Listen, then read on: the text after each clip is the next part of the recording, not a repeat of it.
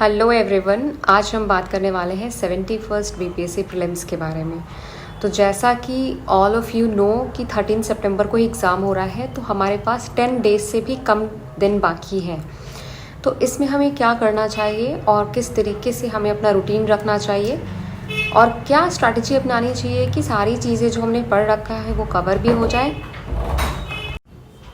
नया कुछ पार्ट्स है जो करंट अफेयर्स वगैरह में रह गया है उसको भी कवर कर पाएँ और हमें ज़्यादा टेंशन भी ना हो, जितना हमने पढ़ा है उसको अच्छे से उसका आउटपुट हम एग्ज़ाम में ले सकें। तो बहुत सारे लोगों का कमेंट्स आ रहा था कि जैसे जैसे एग्ज़ाम पास आ रहा है हमारी टेंशन बढ़ते जा रही है और हम फोकस नहीं कर पा रहे हैं। ये बहुत ही नॉर्मल बात है, क्योंकि कोई भी एग्ज़ाम जब आता है तो जो स्टूडेंट्स होते हैं वो महीनों लगा के इसकी तैयारी करते हैं, सालों लगा के इसकी तैयारी करते हैं। तो जब एग्ज़ाम का दिन पास आएगा तो ऑब्वियस है कि हमारे थॉट्स आने लगेंगे कि पता नहीं इस एग्ज़ाम में क्या होने वाला है। ठीक है, तो ये ठीक है, थोड़ा बहुत fear is okay, this is quite normal. अगर किसी को बिल्कुल डर नहीं लग रहा है तो वहाँ पे एबनॉर्मलिटी है। आपको डर लग रहा है, यू आर नॉर्मल, ओके। लेकिन हमें एक बात याद रखनी है कि जितने भी हमारे नोट्स हैं, बुक्स हैं, कॉपीज़ हैं, सारी चीज़ों को हमें यहीं रख कर के एग्ज़ाम में जाना होता है एग्ज़ाम देने के लिए। सिर्फ एक चीज़ लेकर के, वो है हमारा दिमाग। इसलिए दिमाग को काम एंड कंपोज्ड रखना बहुत ज़रूरी है, तभी इसको एफिशिएंटली हम एग्ज़ामिनेशन हॉल में यूज़ कर पाएंगे। ठीक है, तो जो भी थोड़ा फियर आ रहा है उसको रखिए, बिकॉज़ वो एक फ्यूल की तरह काम करता है और हमें एक्स्ट्रा एफर्ट्स डालने के लिए हेल्प करता है। पर हाँ, उसको लिमिट करना ज़रूरी है। लिमिट से ज़्यादा डर नहीं लगना चाहिए, क्योंकि फिर वो हमारी तैयारी पे असर डालेंगे। ठीक है, तो बस इतना करना उसके लिए कि एग्ज़ाम के साथ बहुत सारी चीज़ों को एसोशिएट मत करना कि आपकी लाइफ पूरी की पूरी इसी पर डिपेंड करती है। ऐसा नहीं होता है। अब तक की लाइफ आपने निकाली है, बहुत सारे चैलेंजेस को पार किया है, तो ये भी एक लाइफ का स्टेज है, ये पूरी लाइफ नहीं है। हमेशा अपने आप को ये समझाना, तब डर जो है वो आपके कंट्रोल में आ जाएगा। ठीक है, अब दूसरी चीज़ पे आते हैं। दूसरा है कि टेस्ट्स में बहुत कम मार्क्स आ रहा है, बहुत लोगों का कम मार्क्स आता है। पर अभी इतने कम दिनों में हमें टेस्ट के मार्क्स कैसे बढ़ाने हैं, इस पर विचार करने की जगह हमें ये सोचना चाहिए कि एग्ज़ाम में कैसे हमें जितना ज़रूरत है उतना मार्क्स हम लेके आ जाए और कट ऑफ को क्रॉस कर लें। ठीक है, तो उसके लिए सबसे ज़रूरी चीज़ है कि आप दिन का मेजर पोर्शन रिवीजन के लिए रखें।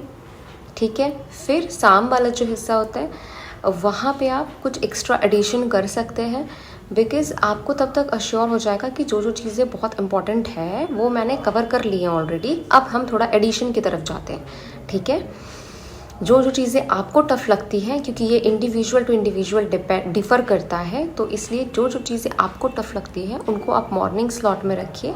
जो थोड़ी इजी लगती है और पहले से बहुत अच्छे से आता है, बस एक बार रिवीजन करना है, उसको शाम को रखिए। करंट अफेयर्स के बारे में मैंने पहले ही बताया कि वो एक ऐसा सब्जेक्ट है जिसका बहुत ज़्यादा कॉन्सेप्ट बिल्डिंग पे ध्यान नहीं देना है, बस एज अ फैक्ट उसको याद कर लेना है, तो वो एग्ज़ामिनेशन डे के दिन तक चलता रहेगा। ओके, और रही बात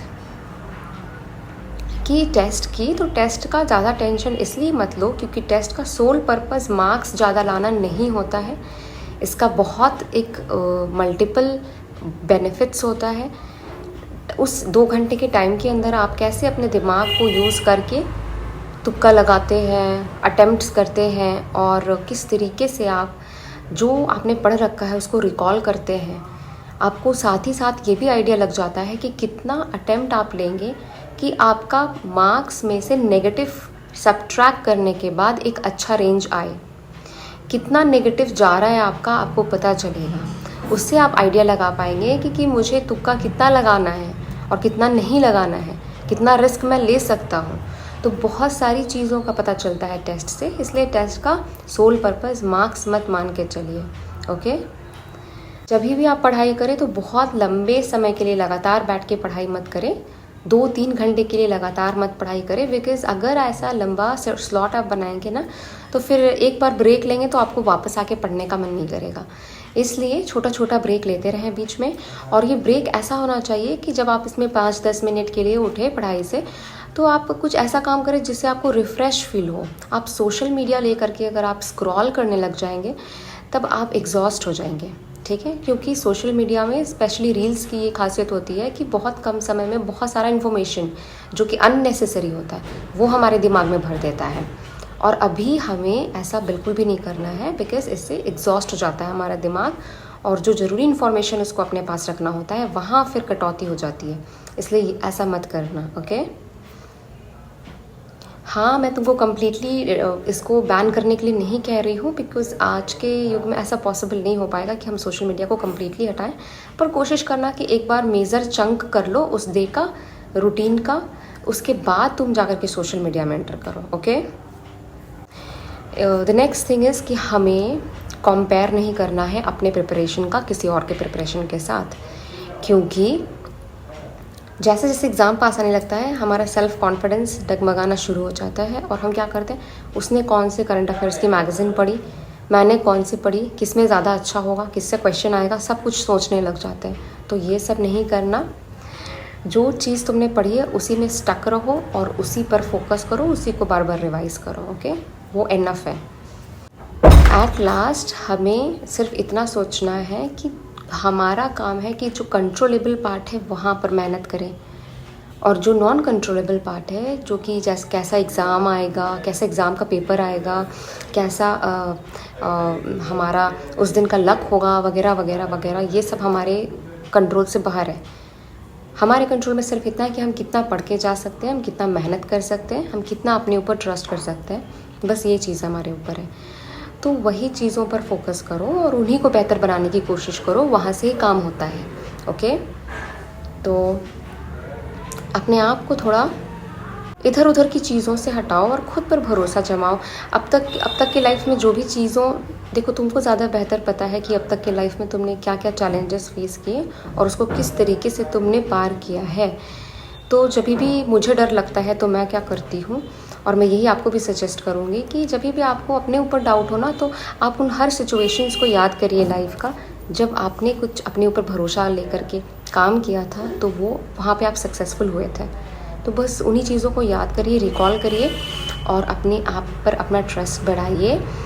और ये बस एक एग्ज़ाम है, इतना याद रखिए। This is just a part of life, this is not whole life, ठीक है। तो इसी चीज़ के साथ मैं इस वीडियो को ख़त्म करती हूँ, और आप सबको ऑल द बेस्ट। एंड आप सब जितना कर सकते हैं उतना करिए, बस इतना ही आपका काम है। अपने बेस्ट पोटेंशियल तक पहुँचना ही आपका काम है, और आपका कुछ भी नहीं काम है, ओके। So do it.